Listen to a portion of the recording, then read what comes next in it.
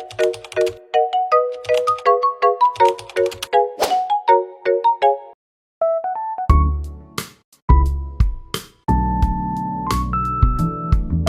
morning, everyone.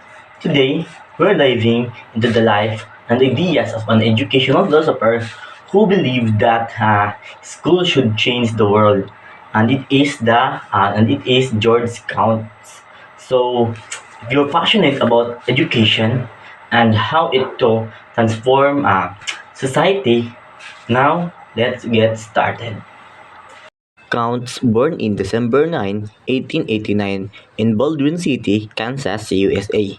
He died in November 10, 1974, at the age of 84. His religion is Methodist or Methodist Church. His tertiary level is in Baker University in 1911 and Bachelor of Arts in Classical Studies.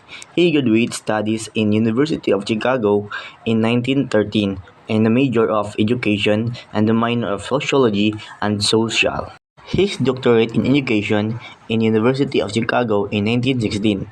And also, his experience in studying sociology under Albion A.W. Small during this period is attributed for encouraging Counts to concentrate on the sociological dimension of education research. George Count was published the book with G. Crosby Chapman in the title of The Principles of Education in 1924. This book provided a broad overview of education from the perspective of progressive education of child-centered learning by John Dewey. Educational philosophies. Count was interested in the study of social conditions and problems and their relationship to education. Selective character of America's secondary education in 1992. Counts demonstrated a close relationship between students' perseverance in school and their parents' occupation. Social composition of boards education study and social control of the public of education. Count's educational philosophy was also an outgrowth John Dewey's, a principal figure in the progressive education movement philosophy. Both men believe in the enormous potential of education to improve society and that school should reflect life rather than be isolated from it. Building a New Order. In 1932, Count spoke before the Progressive Education Association for not having a social theory to guide education. He then included the controversial speech in the pulpit there to the school build the social order, in which he called for schools and teachers to help foster a planned collective economy and argued that teachers should serve as leader effecting of anything. In 1934, Count along with other colleagues launched a journal for social educational commentary, The Social Frontier. The journal became the voice of educational theory called social reconstructionism, which is based on the theory that society can be constructed through education. Count's view on education. The school, instead of directing the course of change, it themselves driven by the very forces that are transforming the rest of the social order. Also, Count says that society is never redeemed without effort, struggle, and sacrifice. In progressive education, according to Counts, in this union of two of the great faiths of the American people, the faith in progress and the faith in education, we have reason to hope for light and guidance. There are characteristics of progressive education. Firstly, they have focused their attention squarely upon the child. Next is they have recognized the fundamental importance of the interest of the learners. Next is they have defended the thesis that actively lies at the root of all true education. Next is they have conceived learning in terms of life, situation, and growth of character. Counts on progressive education. It constitutes to narrow a conception of the meaning of education. It brings into the picture but one half of the landscape. Also, characteristics of a progressive educational movement.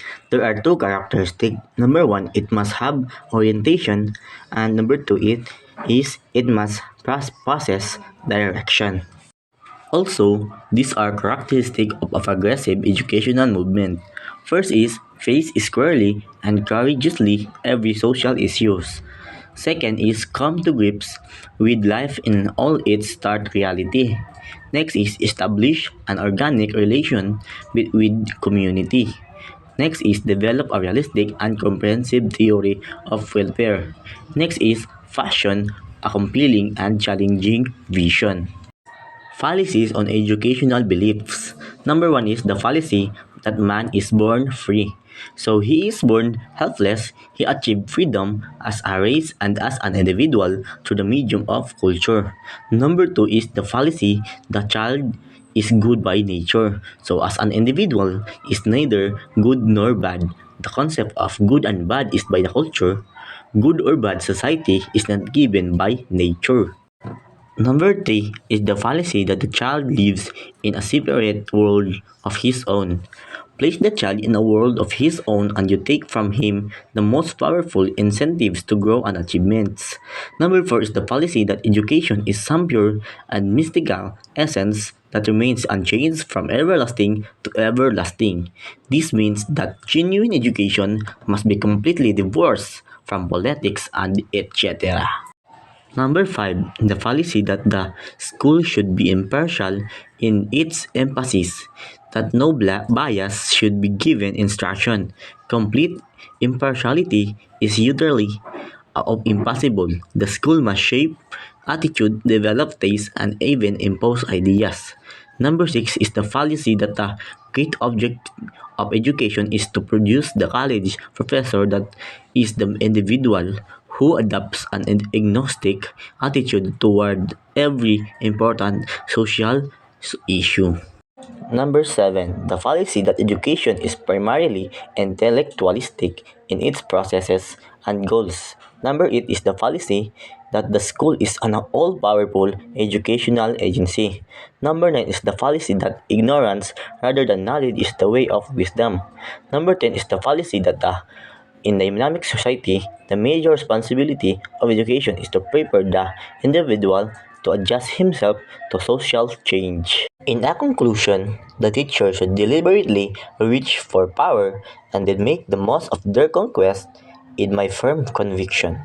Teacher must bridge the gap between schools and society and play some part in the fashioning of those great common purposes which should bend the two together. The educational problem is not wholly intellectual in nature. And that is the theory of George Count.